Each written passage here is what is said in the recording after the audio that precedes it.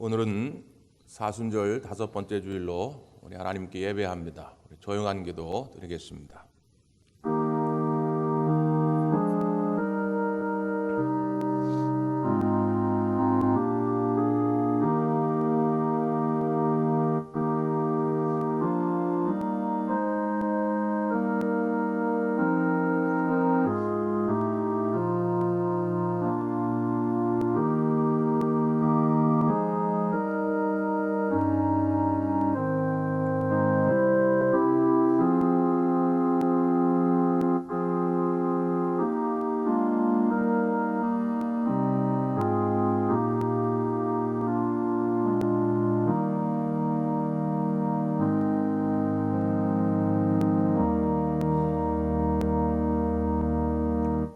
사랑과 은혜가 풍성하신 아버지 하나님, 오늘도 주님 앞에 예배할 수 있는 마음, 시간 주심을 감사합니다. 우리를 구원하신 그 은혜를 오늘도 찬양하고 경배하오니 이 예배를 받아 주시옵소서. 예수님의 이름으로 간절히 기도하옵나이다. 아멘.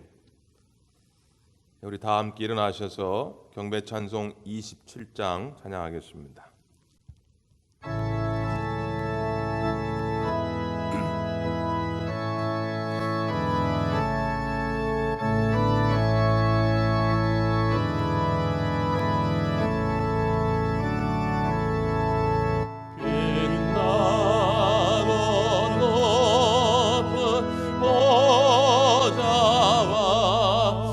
그 위에 앉으신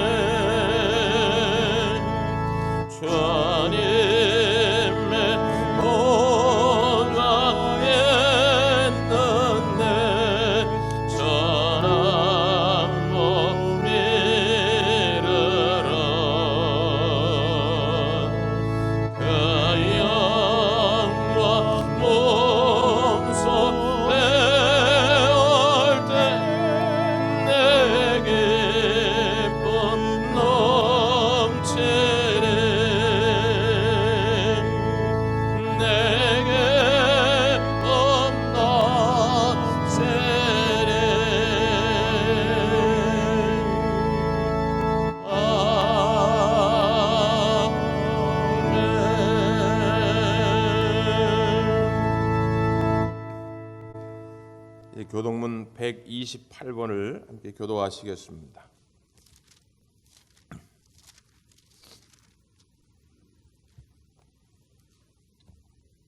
나의 영혼이 잠잠히 하나님만 바라며 나의 구원이 그에게서 나오는도다.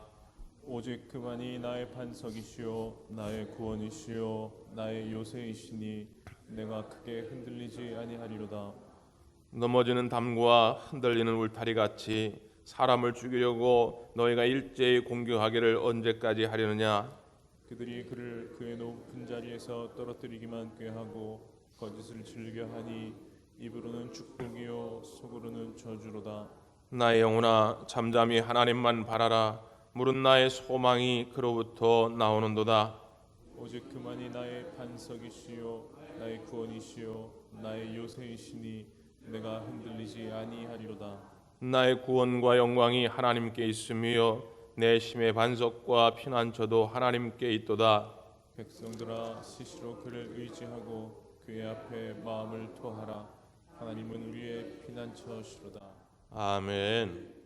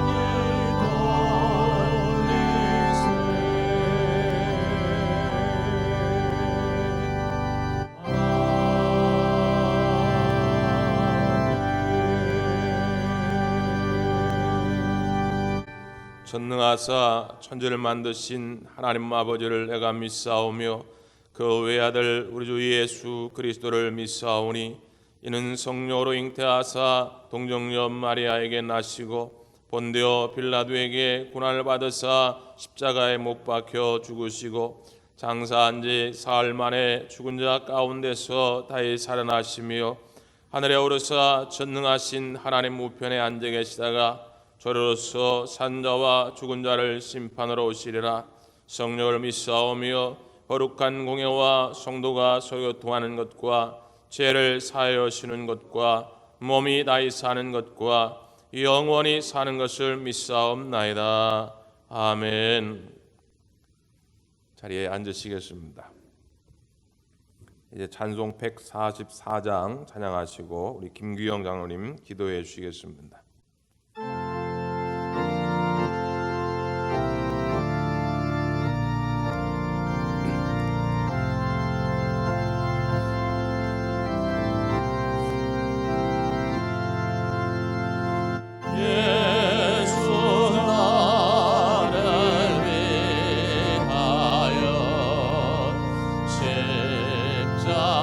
십자가를 들 때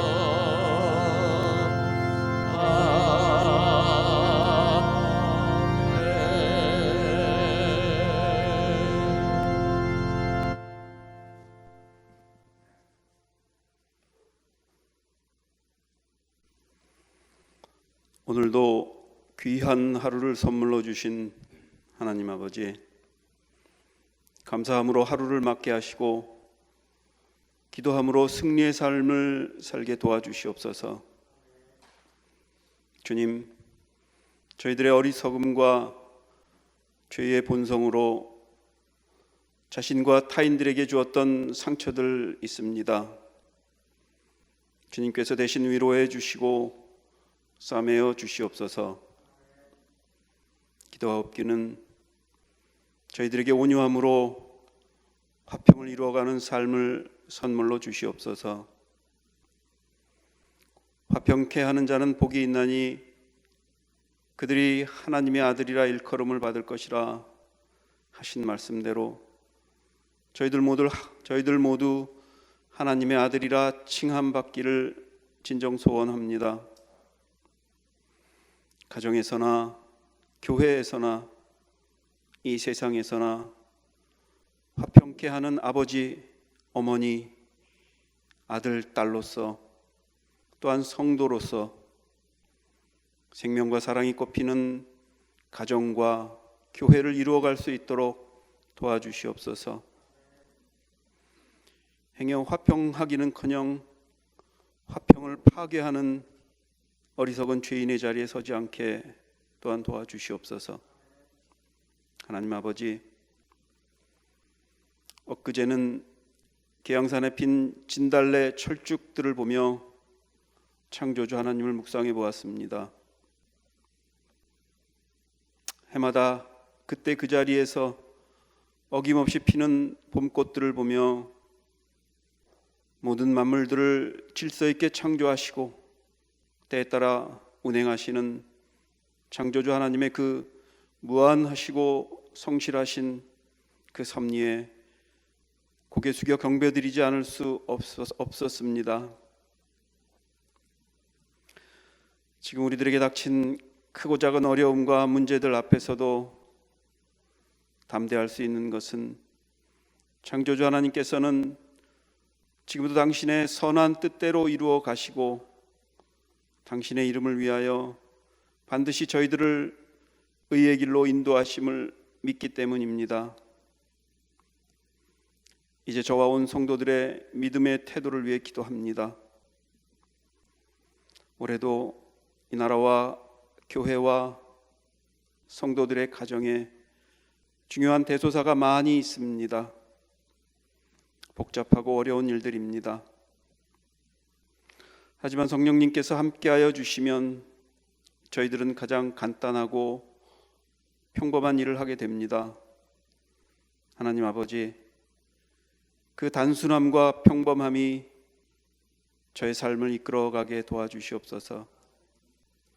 그 단순함과 성실함으로 믿음의 경주에서 승리하는 저희들 되게 도와주시옵소서. 오늘도 귀한 은혜의 말씀 목사님을 통해 주시니 감사합니다.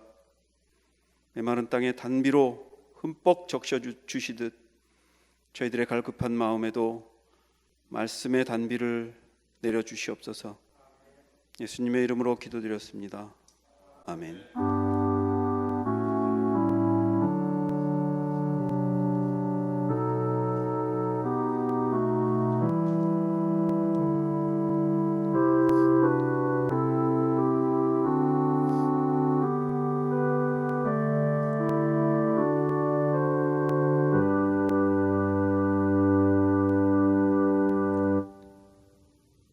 이 시간은 봉헌 시간입니다. 주님 주신 은혜를 기억하면서 우리 찬송 50장 부르시면서 주님께 봉헌하실 것을 마음에 다짐하시고 지난번 광고 드린 것처럼 헌금은 온라인으로 드릴 수 있도록 협력해 주시길 바랍니다.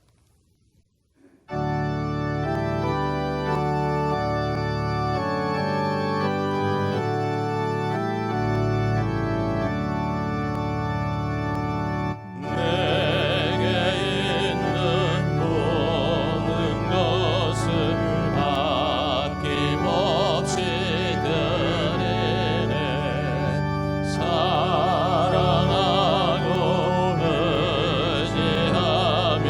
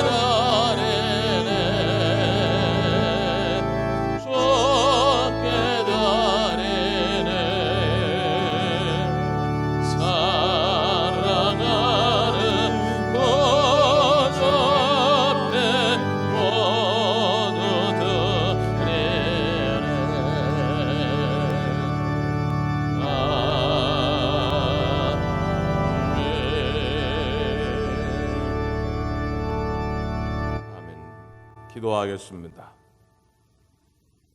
우리에게 항상 더 좋은 것을 허락하시려고 하시는 주님, 그 은혜에 감사를 드립니다. 그 은혜를 잊지 않고 오늘도 주님 앞에 귀한 예물을 드립니다. 우리의 마음이 담겨져 있는 예물이오니 주님 받으시고 기뻐하시고 하늘의 신령한 복을 우리 성도들 가정마다 허락하여 주시옵소서. 하나님, 여러 가지 위기 상황 속에서도 우리의 일용양식을 지켜주시니 감사합니다.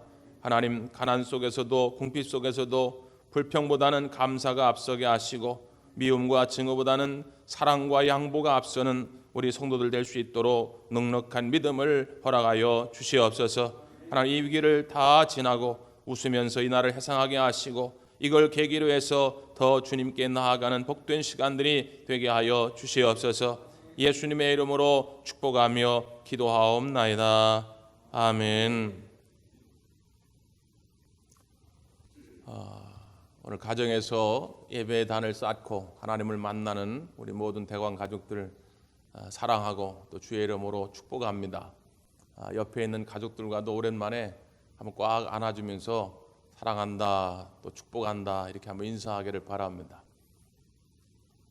오늘 주님의 사랑이 여러분 가정마다 또 우리 대광교회 여기 모든 성도들 가운데 늘 함께 하실 줄 믿습니다. 오늘까지 우리가 온라인으로 이렇게 예배를 드립니다.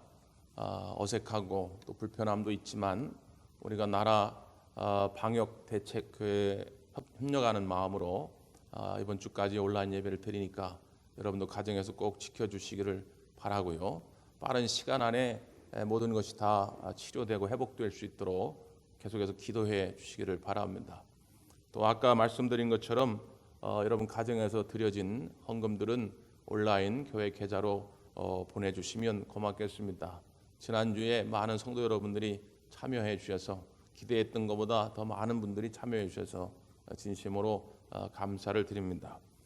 다음 주일은 우리가 고난주일입니다. 다음 주일에는 1부, 2부 안식 예배를 교회에서 원래 시간인 9시 또 11시에 모이려고 합니다. 일단 4월 한 달 동안은 주일 1부, 2부 예배만 우리가 복원을 하고 다른 예배와 다른 사역 모임은 4월 말까지 계속 중단하도록 하겠습니다.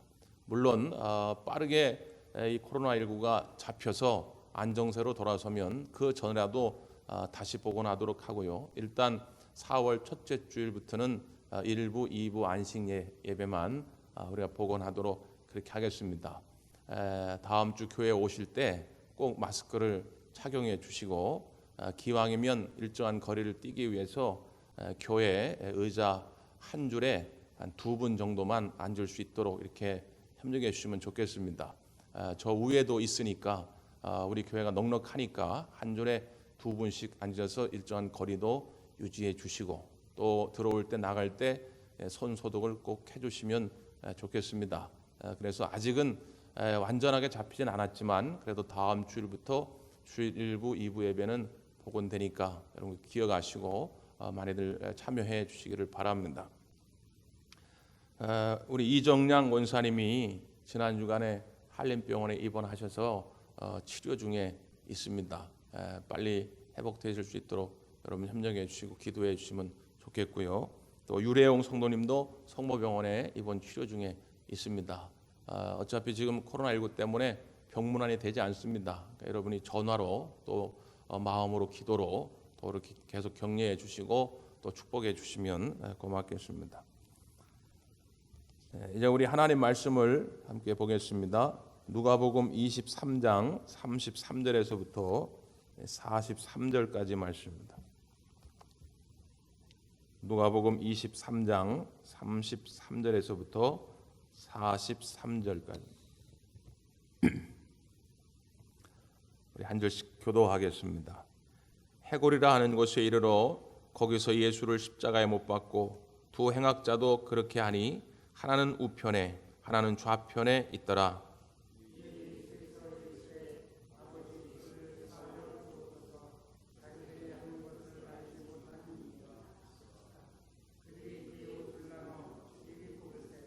백성은 서서 구경하는데 관리들은 비웃어 이르되 저가 남을 구원하였으니 만일 하나님이 택하신 자 그리스도이면 자신도 구원할지어다 하고 이르되 내가 만일 유대인의 왕이면 내가 너를 구원하라 하더라. 달린 행악자 중 하나는 비방하여 이르되 내가 그리스도가 아니냐 너와 우리를 구원하라 하되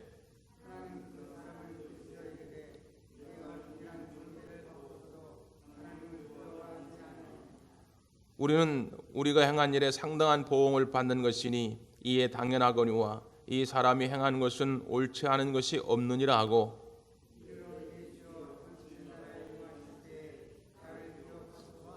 다 같이요.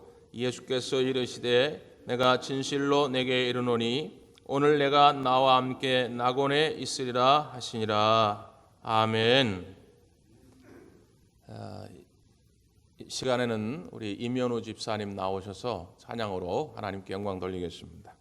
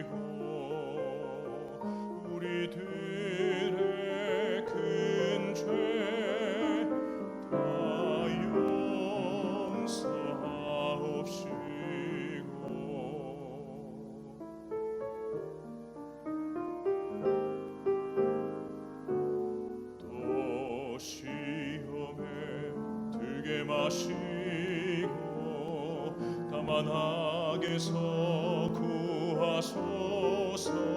내게 주의 나라 주의 권세 주의 영광 영원히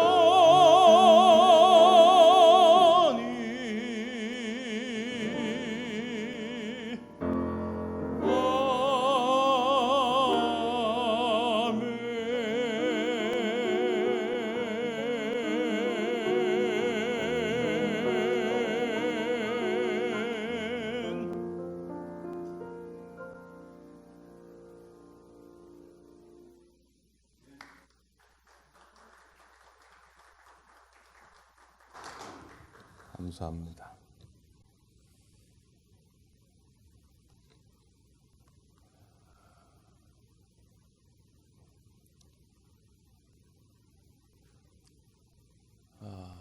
오늘도 이렇게 온라인 예배를 통해서 우리 대관 가족들을 만나게 돼서 또 기쁘고 또 이런 장비를 우리 교회가 가지고 있어서 어찌됐든 이런 어려운 위기 속에서도 예배의 단을 멈추지 않을 수 있다는 것에 감사를 드립니다.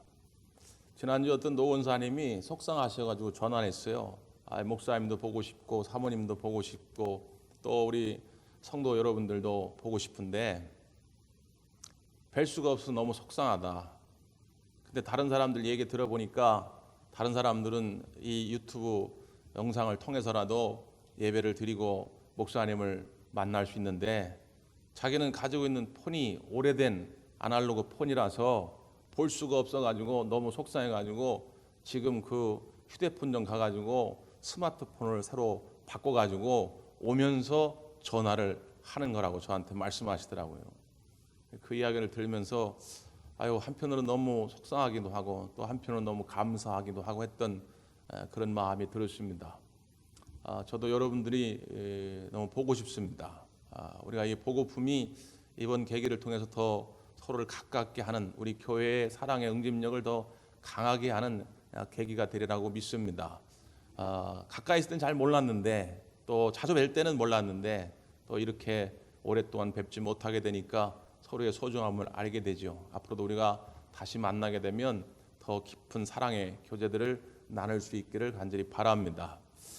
어떤 제자가 스승에게 물었어요. 선생님, 인생이 뭡니까? 이렇게 물었습니다.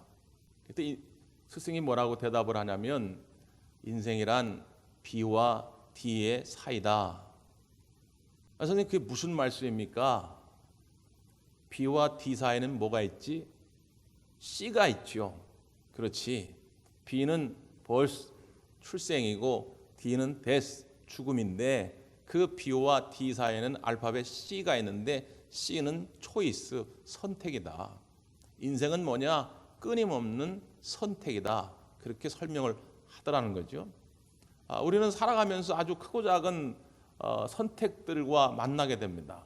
요즘 같은 간절기 때는 아침에 집을 나설 때에 겨울철에 입던 두툼한 파카를 입어야 될까? 아니면 가벼운 봄철 잠바를 입어야 될까? 고민이 되죠. 두꺼운 걸 입으면 낮엔 너무 덥고 또 가벼운 걸 입고 나가면 아침 저녁으로 너무 또 춥고 고민이 됩니다. 하여튼 선택을 해야죠. 점심때가 되면 오늘은 중국집 갈까? 분식집 갈까? 한식집 갈까? 또 고민이 되고 결국은 선택을 하게 되죠. 그런 선택들을 통해서 우리는 어떤 결과물들을 만들어내게 됩니다. 아주 중요한 선택들이 있죠. 아주 중요한 결말을 짓기 때문에 지금 내가 어떻게 선택하냐에 따라서 완전히 그 결과가 달라지는 그런 중요한 선택들도 있죠. 예를 들면 이번 주간부터 4.15 총선을 앞두고 선거운동이 시작이 됩니다. 이제 후보들은 막 저마다 자기를 좀 찍어달라고 선택해달라고 이제 우리에게 올 텐데 우리가 기도하면서 잘 선택해야죠.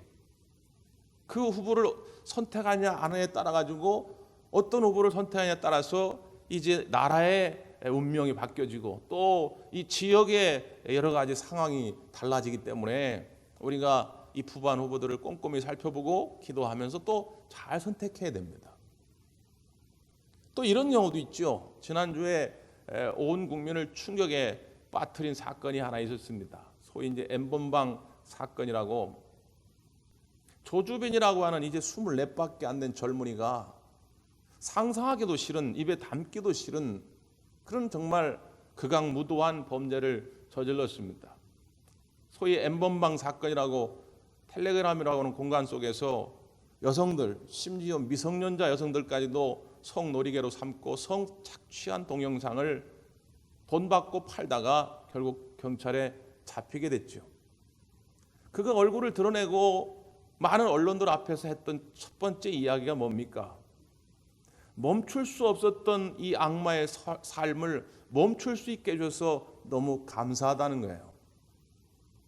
그 말이 진심인지 아닌지는 모르겠습니다. 그러나 그가 했던 그 말 속에는 이 24살의 청년이 선택해서는 안 되는 삶을 선택했기 때문에 이미 선택을 해놓고 보니까 자기도 모르는 사이에 그 죄의 세력에 끌려가지고 가다 보니까 나중에는 멈출 수가 없었던 것이죠.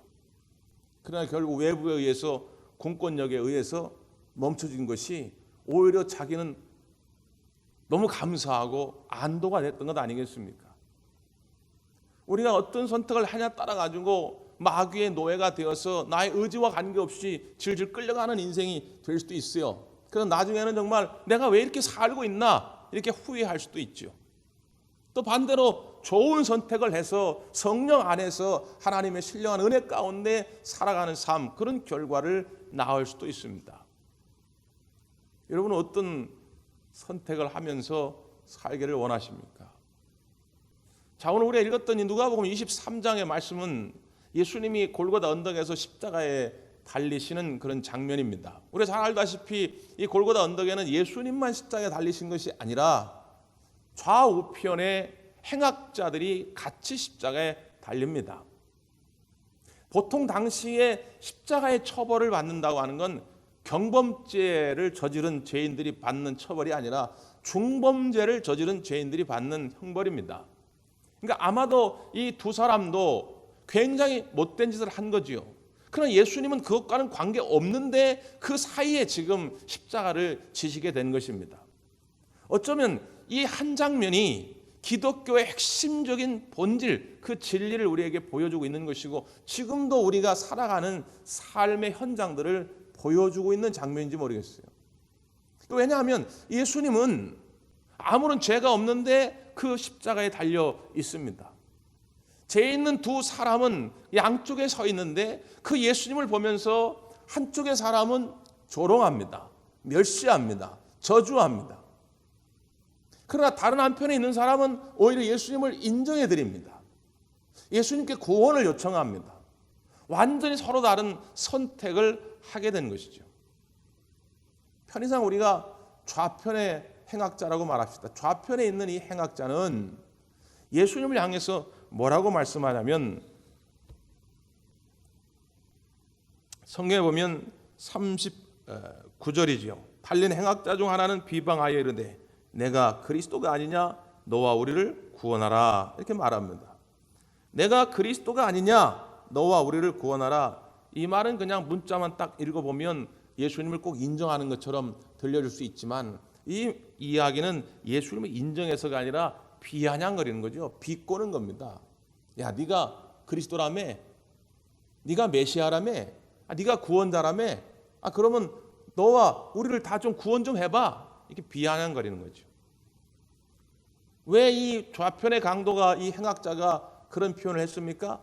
앞에 보니까 당시의 종교 지도자라고 할 수 있는 제사장들, 또 서기관들, 또 장로들, 이런 종교 지도자들이 예수님을 그렇게 조롱하고 멸시하는 것입니다. 그들의 눈에는 예수님이 실패자로 보였거든요. 그들이 생각했던 메시아라고 하는 것은 막강한 고난을 가지고 이 땅에 와가지고 보란 듯이 로마의 황제도 처단해 버리고 그 로마의 권력과 정부를 다 굴복시켜 버리고 이 부조리한 세상, 불공평한 세상을 완전히 뒤집어 엎는 그런 메시아 상을 그들은 기대했다고 말이에요. 그런데 예수님이 지금 십자가에 달려 죽기 일보 직전입니다. 그들의 사고로는 이해가 안 되는 거죠.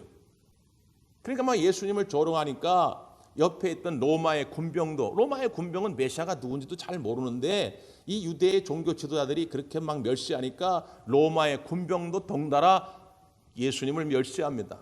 그 이야기를 듣고 있던 이 좌편의 행악자도 또 예수님을 그렇게 조롱하는 거예요. 네가 그리스도라며, 네가 구원자라며, 그러면 우리를 다 구원 좀 해봐. 왜 이렇게 십자가에 죽어가고 있어? 이런 거죠. 그런데 다른 편의상 오른편에 있는 행악자가 이야기를 합니다. 40절이죠. 하나는 그 사람을 꾸짖어 이르되 내가 동일한 정죄를 받고서도 하나님을 두려워하지 아니하느냐. 우리는 우리가 행한 일에 상당한 보응을 받는 것이니 이에 당연하거니와 이 사람이 행한 것은 옳지 않은 것이 없느니라. 완전히 전혀 다른 평가를 이 오른편의 행악자는 이야기를 합니다. 우리는 당연히 이렇게 벌을 받을 만한 죄를 지은 거니까 당연한 것이고 이분은 그럴 만한 분이 아닌데 지금 이런 형벌을 받고 있지 않느냐. 왜 그분에게 그렇게 조롱과 멸시를 하느냐. 이런 이야기죠. 이 서로 다른 선택이 이 두 사람의 결말도 서로 다르게 지어지게 됩니다. 왼편의 강도는 결국 영원한 형벌, 영원한 지옥으로 가게 되는 것이고, 이 오른편에 예수님을 인정했던 이 강도는, 이 행악자는 결국 예수님과 함께 영원한 주의 나라 낙원에 이르게 되는 것이죠. 자, 이 십자가가 바로 분기점입니다. 천국과 지옥을 나누는 분기점이에요. 이 십자가가 죄인과 의인을 나누는 분기점입니다. 이 십자가가 영원한 심판과 저주, 그리고 구원, 영생을 나누는 분기점입니다. 우리가 어떤 선택을 할 것이냐 그 말이죠.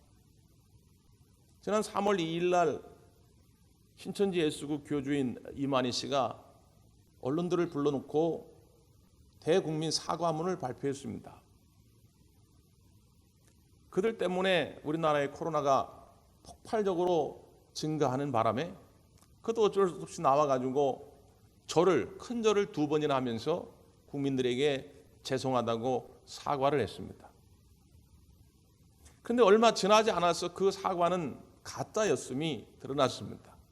지난 3월 20일쯤 언론에 공개된 신천지 내부의 동영상이 하나 있는데, 어떤 동영상이냐면 옛날 고려와 후백제가 전쟁하던 장면입니다. 고려를 이끌고 있던 왕건, 그의 탁월한 전술, 또 군사들이 사기가 많이 올라 있었기 때문에 연승을 거둬갑니다. 후백제는 계속 밀릴 수밖에 없었거든요. 근데 문제가 생겼습니다.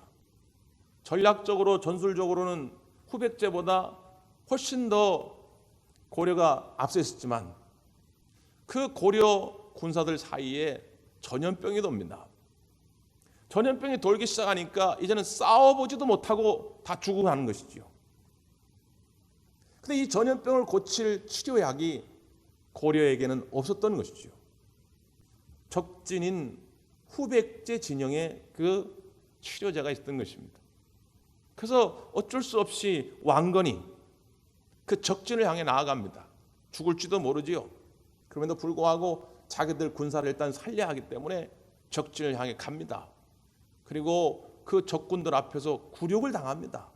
그 굴욕 속에서도 자기 군사들을 살리려는 치료제를 구해서 오지요. 그리고 이 영상을 틀어주면서 마지막에 이만희 얼굴을 탁 비춰주면서 그 큰 사랑을 어떻게 잊으리요, 이런 거예요. 그러니까 이만희가 대국민 앞에 큰절한 거는 진심으로 사과한 것이 아니라 신천지 교인들을 살려내려고 희생했다, 이런 거예요.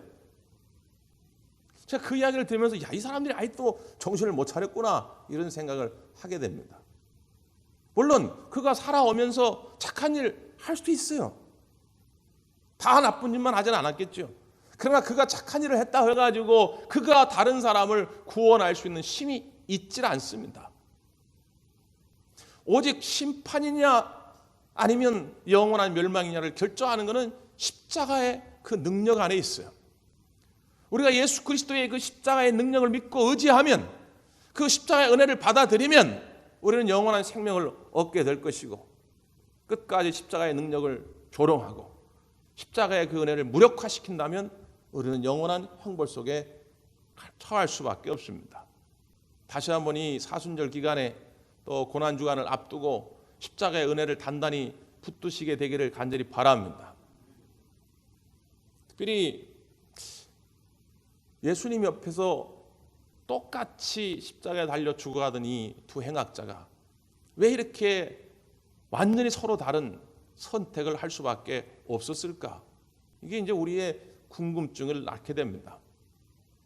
특별히 이 골고다 언덕에 십자가에 달리신 이 모습, 이 오른편 강도의 이야기를 복음서 중에 유일하게 누가복음만 기록하고 있습니다. 마태복음, 마가복음은 전혀 기록을 하고 있지 않아요. 이 오른편 강도의 회심의 사건을 기록하고 있지 않습니다. 오히려 마태복음, 마가복음에는 뭐라고 기록되어 있냐면 두 십자가에 달린 두 행악자가 다 예수님을 욕한 거로 설명합니다. 그러니까 어떻게 되는 것인가 말이죠. 자, 마태복음, 마가복음에는 이 오른편 강도가 핵심한 사건의 이야기가 나오지 않지만 또 하나 나오지 않는 이야기가 있어요. 오늘 우리가 읽었던 누가복음에만 나오는 이야기가 하나 있습니다. 그것이 뭐냐면 당시의 종교 지도자들, 또 지나가던 사람들, 로마의 군병들, 모든 사람들이 예수님에게 침을 뱉고 욕을 하고 조롱하고 멸시할 때에 그들을 보면서 예수님이 하신 말씀이 있습니다. 십자가상에서 하신 첫 번째 말씀인데요.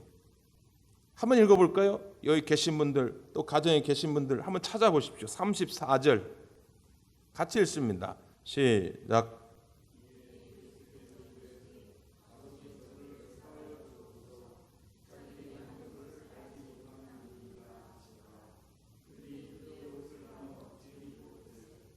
아버지, 저들의 죄를 사하여 주옵소서. 자기들이 하는 것을 알지 못함이다. 이 말씀이 마태, 마가복음에 나오지 않아요. 누가복음에만 기록합니다. 특별히 누가복음 기자는 이 대목을 주목한 거예요.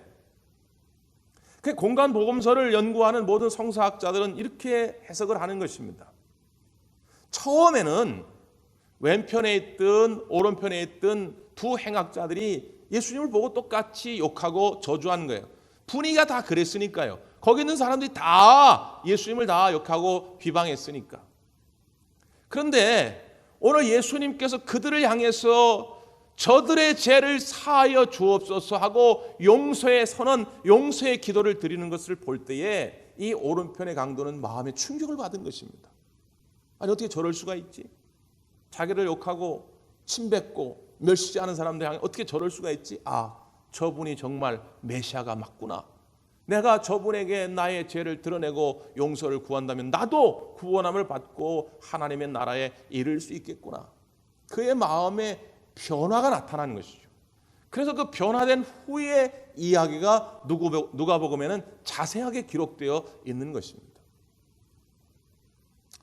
데이빗 시멘즈라고 하는 상담학자가 있어요. 아주 많은 사람들을 상담을 했습니다. 물론 그 상담 받은 사람들 가운데는 예수님을 믿지 않는 불신자도 있지만 또 교회에 다니는 그리스도인도 있지요. 그가 많은 그리스도인들을 그들의 어떤 정서적인 문제들을 상담하고 난 다음에 이런 결론을 한 잡지에 기고했습니다. 크리스찬 투데이라고 하는 유명한 잡지에 뭐라고 이야기를 하냐면 나는 오랫동안 많은 복음주의적 신앙을 가진 사람들을 만났습니다. 그리스도인들이 겪는 정서 문제의 주요 원인은 첫째, 무조건적인 은혜와 용서를 그들이 깨닫지 못하고 받아들이지도 않고 그것을 누리지 못하는 데 있습니다. 두 번째, 그 무조건적인 사랑과 용서를 베풀 줄 모르는 데 문제가 있습니다. 사랑을 베풀면서 참 사랑을 깨닫고 배우게 돼 있는데 말이죠. 베풀지 않으니까 받은 사랑도 모르게 되더라는 것입니다. 이 무슨 이야기입니까? 우리가 정서적인 문제를 일으키는 여러 가지 이유가 물론 있을 수 있겠죠. 근데 특별히 그리스도인이 어떤 정서적인 문제를 가지고 나왔을 때 상담을 해보면 크게 두 가지 이유가 있더라는 거예요. 첫째는 뭐냐? 그 하나님의 무조건적인 용서의 은혜를 깨닫지도 못하고 받아들이지도 못하고 누리지도 못하고 있더라는 거죠. 특별히 우리가 율법적 사고에 갇히게 되면 그런 경우가 많습니다. 여러분 혹시 그런 경험이 계신지 모르겠는데 예전에 그런 일들이 있잖아요. 아주 어렸을 적에 뭐 초등학교 1, 2학년 때 철이 없을 때 엄마 몰래 그 엄마 지갑이나 주머니에서 100원짜리 하나를 꺼내옵니다. 옛날에는 이제 100원짜리 하나 꺼내오면은 뭐 50원 가지고 오락실 가서 오락하고 그때 당시 떡볶이 1인분이 50원이었거든요. 그러면 이제 50원어치 떡볶이 사 먹고 놀 땐 좋았는데 먹을 땐 좋았는데 이제 집에 들어올 때 막 심장이 두근두근 됩니다. 이거 엄마 혹시 알지는 않을까, 걸리지는 않았을까, 막 얼굴이 화끈거리죠. 그럼 이제 엄마가 이렇게 보고 너 무슨 일 있지? 아유 왜 아무 일 없는데요. 뭘 얼굴에 다 써 있구만. 그런단 말이죠. 그러면서 엄마가 이런 말을 해요. 너 엄마 주머니에서 100원 가져간 거 다 알아. 근데 이번 만은 엄마가 용서해 줄 테니까 다시는 그러지 마. 그리고 꼭 필요하면 엄마한테 얘기해. 그럼 엄마가 줄게. 그런단 말이죠. 되게 그래요. 그러면 이제 닭똥 같은 눈물을 흘리면서 엄마 미안해요. 다시는 안 그럴게요. 이렇게 해야 이게 정상적인 어떤 스토리 아닙니까? 이야기가. 근데 이 초등학교 1학년 아이가 엄마가 그렇게 말씀하는데 무슨 소리입니까? 어머니 저는 용서받지 못할 죄인입니다. 저는 지금 당장 한강 다리에 가서 뛰어 죽겠습니다. 만약에 이렇게 이야기한다면 그건 엄마에 대한 모독입니다. 엄마는 사랑할 줄 모르는, 엄마는 용서할 줄도 모르는, 긍휼과 자비심이라고는 눈콧만큼도 없는 그런 율법적 사고만 있는 그런 대상이더라고 생각하니까 그런 얘기를 하는 거죠. 엄마가 정말 사랑이 많으신 분이라고, 엄마가 정말 용서할 줄 아는 분이라고 안다면 그렇게 이야기할 때 감사함으로 그걸 받아들이는 거예요. 여기서 구원이 시작됩니다. 사랑하는 여러분, 저와 여러분 모두가 예수님 앞에 용서받지 못할 죄인이었죠. 무게가 조금 다를 수는 있겠지만 하나님 보실 때는 도끼인 객길입니다. 똑같아요. 우리 모두 죄인이었는데 하나님은 용서하실 줄 아는 분이고 하나님은 자비와 긍휼하심이 많기 때문에 오늘 십자가에 우리의 죄를 용서하시려고 예수님이 달려 죽으신 줄 믿습니다. 이건 무조건적인 은혜예요. 조건을 보고 한 게 아니라 그 말이에요. 그냥 그걸 믿음으로 받아들이는 것입니다. 두 번째는 뭐라고 그랬습니까?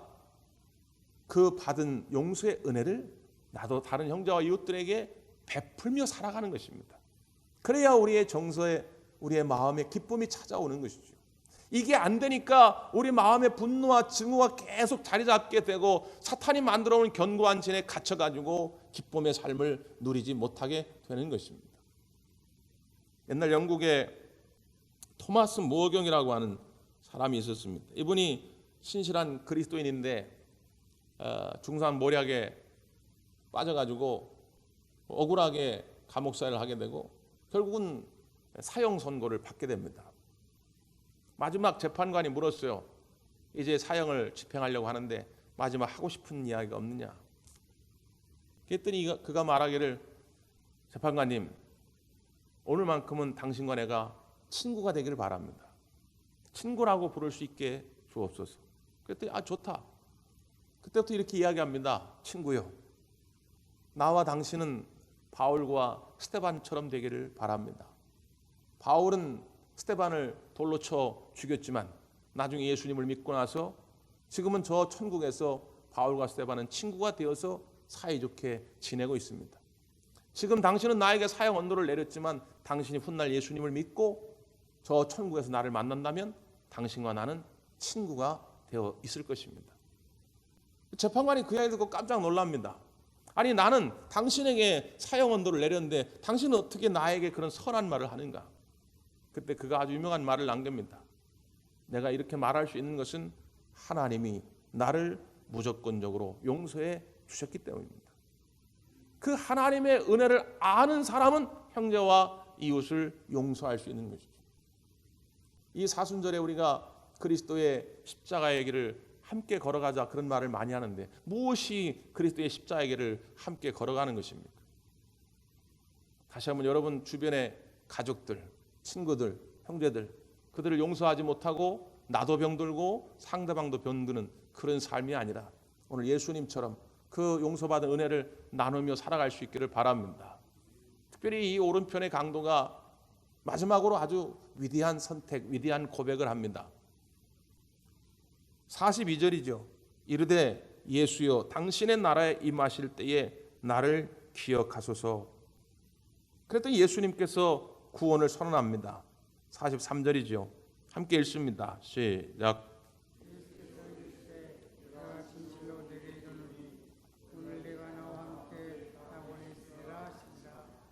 아멘. 오늘 내가 나와 함께 낙원에 있으리라. 이 구원함을 받을 수 있었던 이 오른편 강도의 그 고백이 뭡니까? 예수여 당신의 나라에 임하실 때에 나를 기억하소서. 이 짤막한 고백이지만 여기에는 아주 많은 의미가 담겨져 있습니다. 이 이야기는 무슨 이야기입니까? 분명히 우리의 삶이 여기서 끝이 아니다라는 걸 이 오른편 강도 깨달은 거예요. 육체의 삶은 지금 이 십자가에 끝나죠. 죽습니다. 그러나 우리의 영혼이 살아서 뭔가 결정되어질 것이 있다. 천국의 영원한 삶을 누릴 것이냐, 지옥의 영원한 형벌 가운데 처하게 될 것이냐, 이걸 깨달은 것이죠. 자, 그렇다면 나는 천국에 가고 싶은데 그 천국의 주인공이 누구냐, 천국의 주인이 누구냐, 그 말이죠. 그는 표현합니다. 당신의 나라에, 당신의 나라, 하나님의 나라, 그 천국의 주인이 예수 그리스도임을 고백하게 되는 것이죠. 우리를 저 천국으로 인도할 자는 이만희가 아니라 그 말이에요. 사람은 절대로 우리를 그 천국으로 인도할 수가 없다, 그 말이죠. 예수님만이 그 나라의 주인이시기에 예수님만이 우리를 천국으로 인도하실 수가 있는 거죠. 내가 곧 길이요 진리요 생명이니 나로 말미암지 않고는 아버지께로 올 자가 없느니라. 근데 예수님의 선언 아닙니까? 이 선택을 한 자에게 우리 주님께서 낙원의 은혜를, 천국의 은혜를 선포하신 것입니다. 로마서 14장 17절에 보면 하나님의 나라는 먹고 마시는 것에 있지 아니하고 오직 성령 안에서 의와 희락과 평강이라 말씀합니다. 우리가 지금 이 순간 이 오른편 강도처럼 하나님의 나라의 주인 예수 그리스도에게 우리를 완전히 맡기고 우리의 영혼의 구원함을 의탁하게 되면 그 순간부터 우리에게는 의의 삶이 이루어집니다.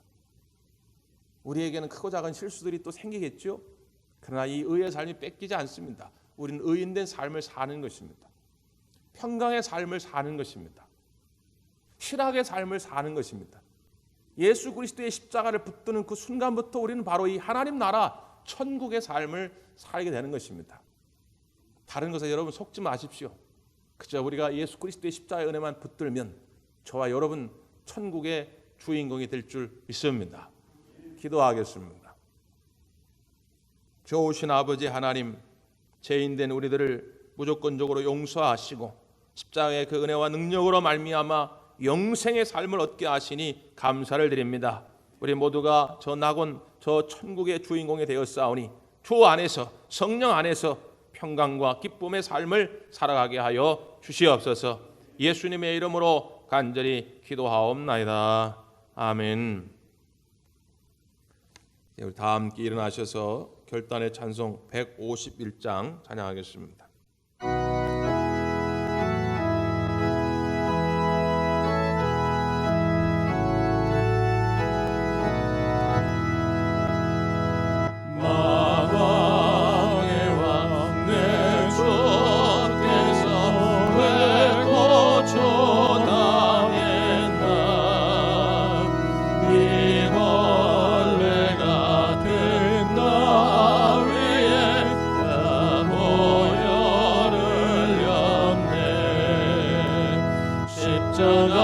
십자가 내가 처음 볼 때 나의 맘에 큰 고통 사라져 너를 믿고서 내 눈 밝았네 참 내 기쁨 영원하도다 주 십자가 못 박힘은 속죄함 아닌가 그 긍휼함과 그 은혜 말할 수 없도다 십자가 내가 처음 볼 때에 나의 맘에 큰 고통 사라져 오늘 믿고서 내 눈 밝았네 참 내 기쁨 영원하도다 늘 울어도 그 큰 은혜 다 갚을 수 없네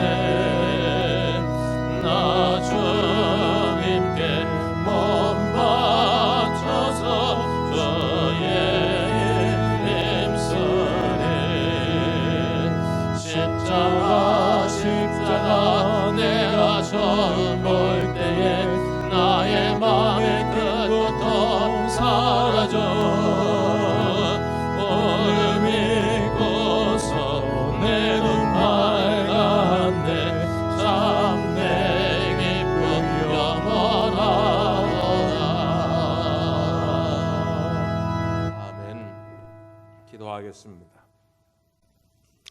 자비하신 하나님, 오늘 우리를 살리시려 대신 죽으신 그 십자가의 은혜를 깨닫게 하시니 감사를 드립니다. 믿음으로 용서의 은혜를 받아들이게 하시고 받은 은혜대로 이웃과 형제들을 용서하며 살아가는 믿음의 소유자들 되게 하여 주시옵소서. 하나님, 이 코로나 위기 가운데서도 예배의 시간을 지키게 하심을 감사합니다. 우리의 가정에서 예배단을 쌓고 함께 기도하고 찬양하는 우리 모든 대관 가족들을 기억하시고 주의 신령한 은혜로 채우시며 하늘의 큰 기쁨과 평강으로 채워 주시옵소서. 하나님, 이 코로나19 극복을 위해서 많은 손길들이 애를 쓰고 있습니다. 정부 당국자들, 의료진들, 또 이것 때문에 피해 입은 자들을 돌보는 가족들, 여러 아버지 사람들을 기억하시고 지치지 않게 하여 주옵시고 힘을 내게 하여 주옵시고 속히 합력하여 모든 것이 안정세로 돌아설 수 있도록 주님 도와 주시옵소서. 하나님, 우리 이정량 권사님, 유래용 성도님 아버지 치료받고 있는 중에 있습니다. 마음의 평강을 주시고 두려움을 떨쳐버리게 하여 주옵시고 잘 치료받고 나와서 건강한 육신으로 더 하나님께 영광 돌리는 삶을 살아가도록 주님 도와 주시옵소서. 하나님, 경제적인 위기 가운데서도 걱정하는 우리 대관 가족들이 있습니다. 하나님 지혜 주시고 능력 주셔가지고 잘 헤쳐나가게 하여 주옵시고 작은 것으로도 나눌 수 있는 마음도 허락하여 주셔서 이 어려움들을 서로가 이겨낼 수 있도록 주님 도와 주시옵소서. 하나님, 골방에서 은밀한 중에 기도할지라도 간절하게 믿음으로 구하면 하늘문을 여시고 주께서 응답하시리라 믿습니다. 우리 가정에서 기도하는 우리 모든 성도들의 기도의 소리들을 주님 응답하셔서 구하는 것마다 얻게 하시고 찾는 것마다 찾게 하시고 두드리는 것마다 열려지는 역사가 있게 하여 주시옵소서. 이제는 우리 주 예수 그리스도의 크신 은혜와 아버지 하나님의 풍성하신 사랑하심과 성령님의 교통하심이 위로하심이 오늘 머리 숙인 모든 대왕 가족들 위해 영원토록 함께 하시기를 간절히 축원하옵나이다. 아멘.